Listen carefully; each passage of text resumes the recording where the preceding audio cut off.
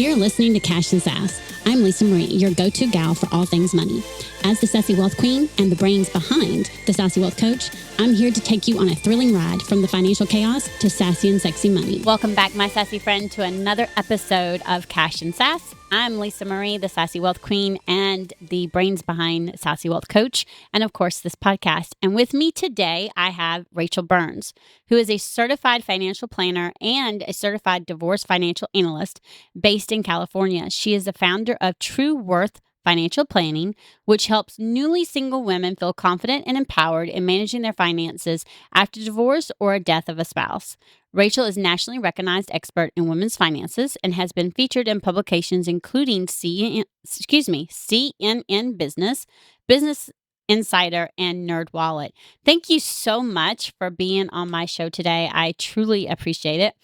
And I'm tickled to have you. And we're just going to dive in. Of course, my listeners know we're going to dive in and we're just going to talk all things money. And one of the things I wanted to talk with you is just your insight, personal stories, and we can go into it. But around that wealth mindset and that wealth management of how important it is to have both in order for us to be able to grow and flourish. Yeah. Well, thank you for having me on, by the way. I would say your mindset is incredibly important when it comes to financial stuff because finances, I always say this, finances are not rocket science. They're not simple. It's complicated stuff, but it's something you can absolutely learn. But you have to have the mindset that you want to keep learning, you want to keep improving, you want to set goals, you want to reach those goals. You can have two people in exact same socioeconomic status, same whatever. And if their mindsets are different, their progress or lack thereof, I mean, it could be so different. So mindset has such a huge part of that. And we all have things that have happened in the past and mistakes that we've made. And depending on our mindset, we can either be defined by that and be stuck in that forever and ever, or we can move past that. And it really, I wish that there was some magical way to just if you just do this thing, if you say these 3 words in the mirror or something, your finances will be great. But really, your mindset changes. you gotta change your mindset. That's and then not going to happen. There's some things, obviously, in addition to that, but mindset, I think, is really the foundation. And then the wealth management part, that comes later down the line, when as you make more progress towards your goals, you start making more money, you start saving, you get more money problems, or problems that go along with having more stuff to manage. But you don't have to worry about the wealth management first. Start small, work on your mindset, make a commitment to learning, and then you can figure out how to manage your wealth later.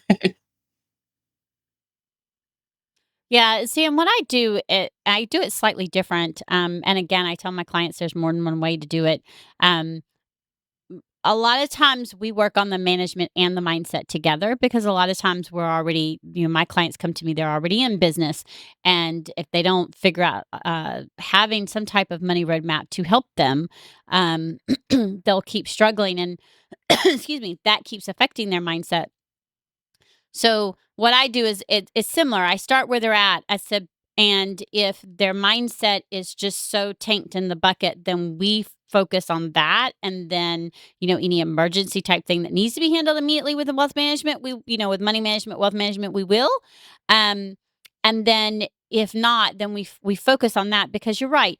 If you're, I tell people all the time, money mindset, money management, wealth mindset, wealth management, they go hand in hand. And the reason being is because you can have tons and tons and tons and tons of money.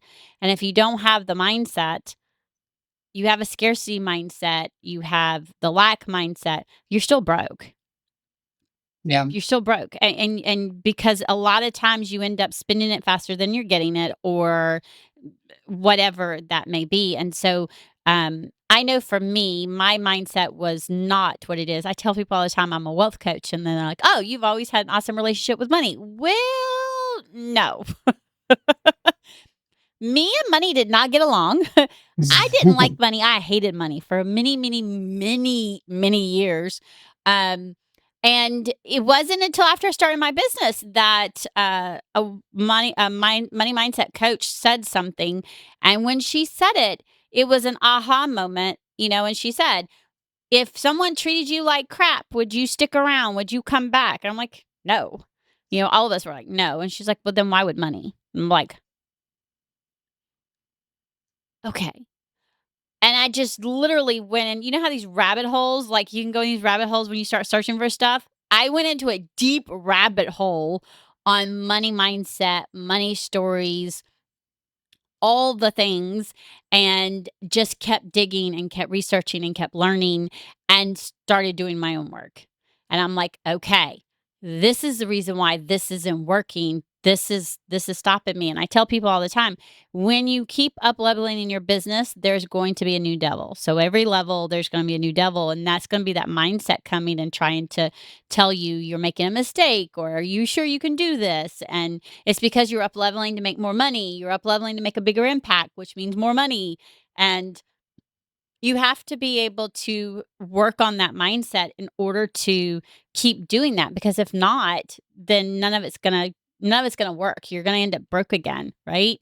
Um so how do you help your clients um focus on the things with the financial planning, especially like after a divorce or after a loved one has died, um, so that they can see that they can have, you know, a life according to their desires and their values, um, and they can be okay or more than okay. Yeah. And that is the main question that I hear is, am I going to be okay? It's a simple question, but it's a big question. So I work with women who are newly single and have gone through some really difficult event like divorce or their spouse passes away. And the majority of the clients I work with were not in charge of the money in their relationship, which is normal. That's a normal thing that happens. Every relationship, there's a certain division of labor. And but what happens after years and years of not really being involved in the finances, they feel really rusty. And when they're all of a sudden forced into this position where they have to manage their finances on their own, they're like, I don't know what I'm doing. I don't know what I have. I don't know. Like they just feel so helpless and so scared, on top of all of the other big feelings that they're having about whatever just happened, whether it's divorce or a death. And so it's a really overwhelming time to begin with, but then you stack on a bunch of new financial responsibilities, and it makes people really uncomfortable and really fearful, and then they can't really move forward. And so that's where I come in and help them fig- you know help them know that you are going to be okay. You're not going to figure everything out right this second, but we are going to come up with a plan so that you know what you need to do, and you know what you need to worry about, and you know what you don't need to worry about. And then you can move on with your life. And then you're going to have more emotional bandwidth to like deal with the things that are actually important. Right, right. So what do you start them off with? What's normally the first thing for, as far as when it comes to the bills and the expenses and the money and the financial stuff? And me being a wealth coach, I understand um, all the things that can, be involved in that. What's one of the first things that you normally like work with them on? Is it their mindset? I mean, I would say their mindset, because one, in some ways you do both, because there's gotta be something they focus on so that they know, right? So they can take care of the bills, because then they're just gonna keep piling on, right? And you also work with them, I'm assuming, to help change their mindset, right? Yeah, I'm not a coach. I'm not a mindset person. I'm a financial planner. I'm a certified financial planner. However, there's a lot of mindset woven into it, and I do Right. kind of indirectly address that. And so, like, when I'm meeting with someone, I'm very gentle, I'm very supportive, and I'm like, look, how you're feeling right now is completely understandable. You're not always going to feel this way. We're going to get through this. It's going to get a lot easier. So I do try to address the mindset stuff. And sometimes, I think, okay, we're going to get together and we're going to make this financial plan. But they do get stuck in ruts sometimes where there's clearly something more going on, and it's more of an emotional thing, and so does get that does impact some of the work that I do with them. But I start the first thing that I typically do is we figure out what the goals are, because before I even want to start digging into their statements and their taxes and all that stuff, I'm I like, wanna well, know what your goals are. what are we trying to accomplish? What are the problems that you're trying to solve? What's the point of all this? What do you want? And that gives me an idea of what exactly I need to help them with. And so once Right.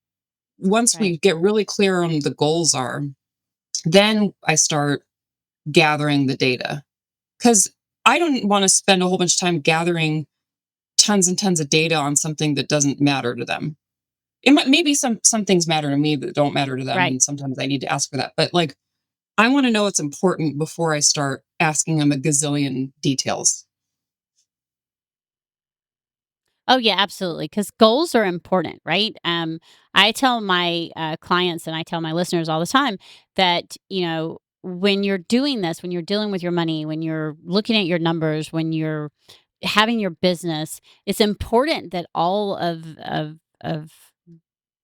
the things, the financial plan, the money roadmap, all of those things that you put into place are aligned with your goals, your desires, and your values. And the reason why is because if it's not going to work.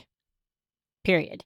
Um, it you're because you're going to feel restrictive or mad or angry that that it's not aligned, right? That it's restrictive, that it's not something you want. So I think it's really important. That made me really happy when you said that's the first thing you ask is their goals, because that's what I ask. I'm like, okay, what are your goals? What are your desires? And they're like, why are you asking me this? Because it matters. And they're like, yeah. And I'm like, and they're like, "What? You mean my immediate?" No, I want the big audacious goals. I want, because a lot of times those big audacious goals are actually achievable. We just don't think they are Yeah, because we think they're big audacious and we've got something in our head telling us they're not. And then you have me or you have Rachel or you have one of my best friends who's also a certified financial planner. And you're able to have someone sit with you and help you um, show you that those big audacious goals are available. And them being y'all being financial planners, y'all were able to do a little bit more delving with the tax returns and plan, like, long future and as far as like the different things. And I'm able to help put together a roadmap that helps you be able to see, okay, this is where I can allocate money for this, I can allocate money for that, I can do that and get you to a certain point, and then the financial planners are able to do more. And I say that because, again, I am not a financial planner. I don't pretend to be, and I have no qualms about telling people, nope, that's out of my wheelhouse. I can refer you to here, here, or here. And I do. I have a referrals. But it's important to realize that when you have those goals and if you tell us, especially, I mean, I'll tell them, I want your goals. I want them big. I want them small, medium, big, audacious. I want them all. But when you tell us that, a lot of times I'm analytical. So that's the reason why I can look at a spreadsheet and I can see the money. People joke at me. It's like I can go look at the money in their bank account and I see their goals and I have their expenses, and they're like, she makes magic happen because I can say, okay, this is, you can allocate this here, here, and here. And now you keep doing this. As long as this stays the same, then you're good. This is where you put it and you'll be able to reach this by this amount of time. And, um, that's where the CFO comes in because I'm a CFO and a wealth coach. And so I'm able to intertwine the two to help them be able to my goal is to help them be able to grow their business to where they're thriving and not just surviving. Um, I say all the time, I want to help women be able to stand on their own 2 feet, whether they need to or not, because then later in life, when they need to, they've never had, they don't know anything about it, right? Now all of a sudden they're having to stand on their own 2 feet, and they're like, oh shit, you can't go run and bury your head in the sand then because it's just you. And it's scary. I know firsthand. It's very scary. Um, One of the other things that you put on the questionnaire, and I found you and I are alike in this area, is that in 2008 when the market crashed, the housing market crashed, um, you had to do a foreclosure. Mhm. And in 2008, when the housing market crashed, I had just built my house and had a condo that was being sold, and unbeknownst to me, it was, appraised for more than apparently. I don't know if it was appraised for more than what it was worth, but because they snafu'd so many, that when it was reappraised when the market crashed, it was now not appraised for as much, and this amount of money that I had, or the money that I had, oh crap, what's it called? Okay, see, I have a brain fart, Equity? y'all. Live in moment. Yes, thank you. I go sit here going, I know the word, but I couldn't think of it. I had so much equity built up in it, and the person had been approved for the house, right? And this just shows you what happened is when the housing market crashed, she no longer qualified for the condo. And then the condo no longer appraised for what they originally appraised it for. Now, that's because people were being approved that shouldn't have been approved.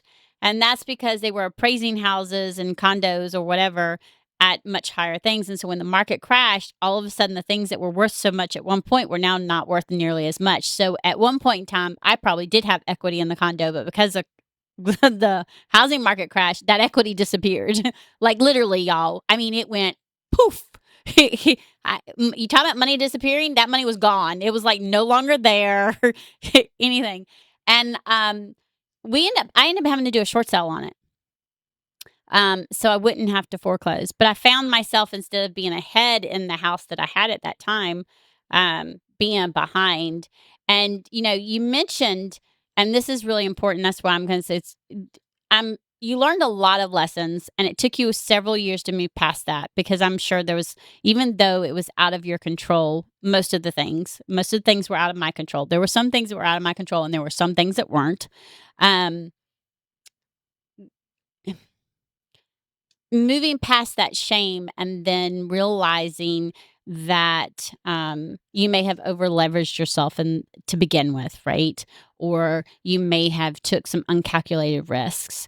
What are some of the things that you learned from that, like that you would pass on to the listeners or to your clients, or to to anybody who is may be in that position at some point, you know what I mean, to understand that debt is okay to a certain extent. I tell people this all the time. Not all debt is bad. There's good and bad. And a lot of times when it's bad is when we're over leveraging ourselves and we're not being strategic and knowing what we're doing. So your question is what I would tell people? What lessons? Yeah, Yeah, like so what are some of the lessons that you learned from it? yeah. So, there's a couple sides to that. One is there was a lot that was beyond my control. I obviously couldn't control what was happening Mhm. in the real estate market and the stock market and all that stuff. But Oh, I absolutely. but I have to take a lot of responsibility there because I made some decisions that weren't great, that put myself in a position where um that happened. And I am responsible for that. Like, that was avoidable, and that was a learning experience. But that was a learning experience. That was not a life-defining thing. That's not like, "Oh, I am this person because I made this mistake." I bought that house when I was 22 years old. Like, that was a problem in itself. I had not the maturity needed to be a homeowner and to make decisions with large amounts of money. And so that I'm like, okay, I made a mistake. I learned from it. That's not going to happen again. You know, but at the same time, like, I don't need to beat myself up forever and ever about that. That's not that happened to a lot of people during that time. And even if it wasn't during that time, the foreclosures happen to people for various reasons. And that doesn't have anything to do with who you are as a person. And that doesn't mean you're doomed to like doing dumb Right. stuff in the future. So I did feel bad about it. I felt embarrassed mostly because I was in I was a financial advisor, I was a brand new one at the time, but, like, I was in that industry, and I'm like, "This is really embarrassing that someone's financial advisor has a foreclosure on their record," like, that was really embarrassing to me from, like, a career perspective, but, like, I was like, I just gotta get over that. I'm not that doesn't change who I am, and so, I did get over it. And now I don't care. And now I'm like, all right, it happens. Stuff happens to all of us. We all make mistakes. We all experience things where things happen to us that are beyond our control, and things happen as a result of our actions.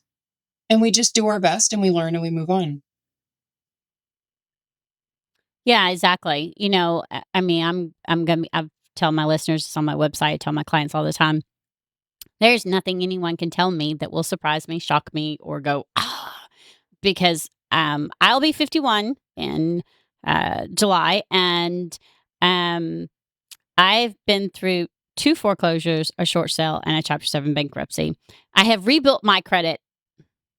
This last time was 4 times. Um, in my from adulthood, from the 20s to the 50s, so in the last 30 years, okay? Um, and I don't laugh about it saying, "Ha ha, it's funny." I used to beat myself up because I was newly married and the optic market crashed. And again, that's out of our control, right? So when the fiber optic market crashed, he lost his job. We went from $90,000 to 18 like that. The house, the brand new truck, the stuff that we had as newlyweds that we went out and bought and financed and put all this money in, we had no business doing right after we got married, right? Um, and it was embarrassing because I'm good with numbers and I can't make 18 turn into 90. It just doesn't work. So when we lost all that income, um, the there was no choice, and we made uncalculated risks, not paying attention to where what we were doing. A brand new truck, a brand new house. We didn't need a brand new truck and a brand new house at the same time. We should have waited. We had one vehicle. We could have made it work. But again, we were young and we weren't. We were 25, 26. Not being the smartest in the world, right? Um, and so the Chapter 7 bankruptcy was just the way it was. And that, of course, the house doesn't go in the bankruptcy, that goes into the foreclosure. And, I learned from it. And later on, the housing market crashed. And I thought I had learned from it, but apparently I hadn't because I had taken, I all of a sudden qualified for all kinds of stuff. Okay. Credit, all kinds of credit. So I was able to get my new washing machine and dryer, all these things. And I shouldn't have done all of that at one time. Um, now, uh, I'm a lot smarter, a lot more strategic. And the whole point to that is yes, life happens. Sometimes we make the wrong mistakes. Sometimes we make decisions based off the information we have at the time that if we'd have known more information, we wouldn't have made. But that doesn't mean that's who we are. I'm not a person who's always going to uh, file bankruptcy or foreclosure or never own a house or any of those things. It's something that happened, and I say that because if I can go from all of that and then later in life have to be on food stamps and get off of food stamps to make in six figures, not coming from any money, then anybody can do it. Because It's all in that mindset and knowing what the world is going on with your money and being smart about the debt that you're doing and being strategic, especially in your business and in personal. And so, the reason why I brought that up was because, you were saying don't over leverage yourself, right? And that's something I think we don't think of in the moment when we're doing those things. I know I didn't. And now when I go to make big investments or big spending decisions like a washing machine or a dryer or a freezer, I literally sit back, go and look at the numbers, look at everything, go shop, I analyze it, I do, and I give myself at least 24 hours before I make the decision. And I make sure I have the pros and cons of 2 different ways to go so that I'm making a strategic and best decision possible, and I'm not just jumping in. And I think that that's important because a lot of times we just snap our fingers, make the decision, and we don't look at, okay, am I over leveraging myself? Is this going to cause an issue, or do I have the money here that I can use? Those kind of things, right? Mm. Um, do you talk to your clients about how to put money up into savings and to plan for the things that they want? I mean, as a financial planner, I'm sure you do. But especially as in being newly single, I'm sure that that's something, they're like, I want to be able to do this or I want to be able to do that. Uh, you work with them to fit that into their plan, right? I mean, Yeah, there's no money that's unaccounted for. We set aside the emergency love it. fund. That's step 1. Then, we set aside the savings for the other kind of sort of short-term goals. And then have savings for retirement, and whatever money is not sucked up by one of those categories, that's your discretionary spending.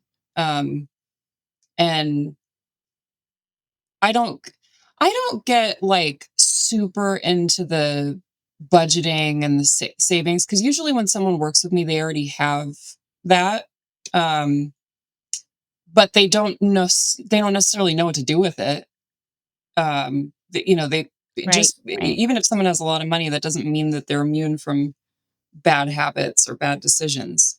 And so, rather than just like, I use my debit card and and it's attached to something, and I haven't really looked back to see how much money is in there or how long it's going to last. I mean, I help them figure out, okay, if you're spending at this rate, this is how long that lasts. And then we need to have a plan Right, for right.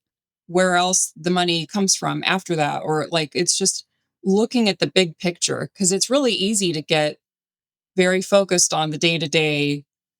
I'm just using my debit card, or I'm buying stuff online, or I'm making these kind of smaller financial decisions that end up adding up to something big. And if there's no context, if you're not thinking about your overall finances and your overall goals, then you're just throwing darts. Like it's just there. It's like kind of aimless.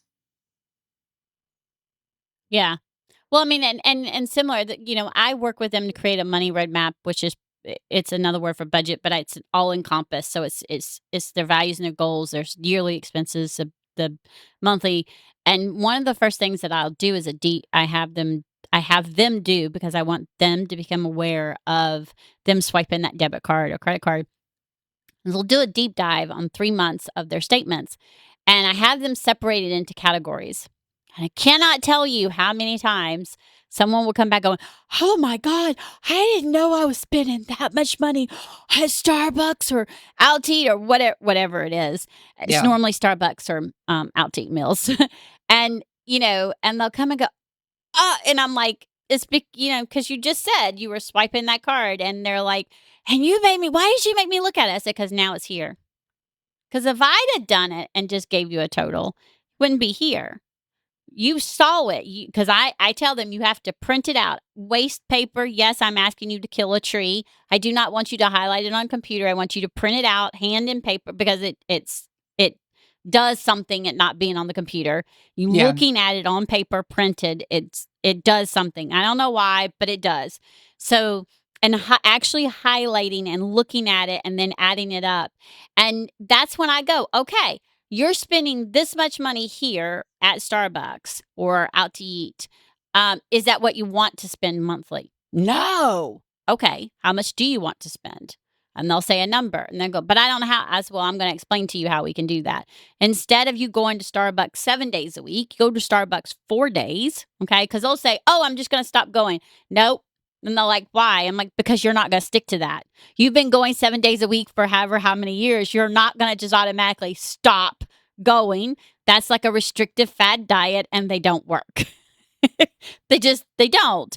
So cut it back instead, and you can cut it back to 4 days and then eventually cut it back some more if you want. Great. But my clients are amazed at how much money they save when they cut 3 days. If they've been going 7 and they cut 3 days out, they're like flabbergasted. And I'm like, okay. And now, this thing that you wanted that you said you couldn't afford, you can put this money here.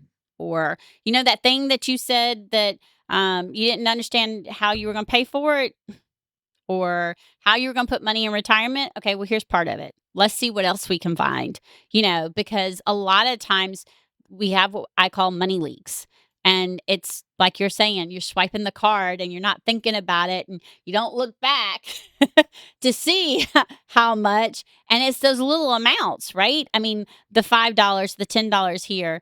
And I don't know about anybody else, but lately, who has been able to go and get food anywhere for lunch for less than $10 to $12 every Yeah. single time?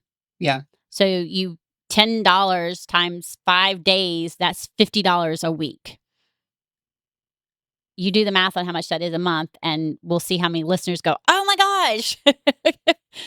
Because, and so when we make it in their forefront of their brain, that's when, like you said, them becoming knowledgeable. Now we can take some of this and plan towards those longer term goals. And I think that's truly important. I love what you do. And I love the fact that you work with women who have found themselves newly single and they don't know how to stand on their own 2 feet, because that's what drove my passion, is because I think it's just so important for us to be able to.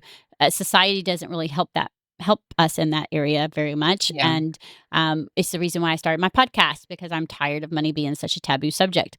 And so I think it's really, really important. And I want my sassy listeners to get out of this that no matter what your circumstances are, no matter what is happening or going on, you are not that. It's just something that happened.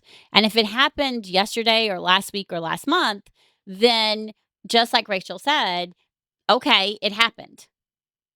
It doesn't define you. It happened. It was a lesson. Learn from it.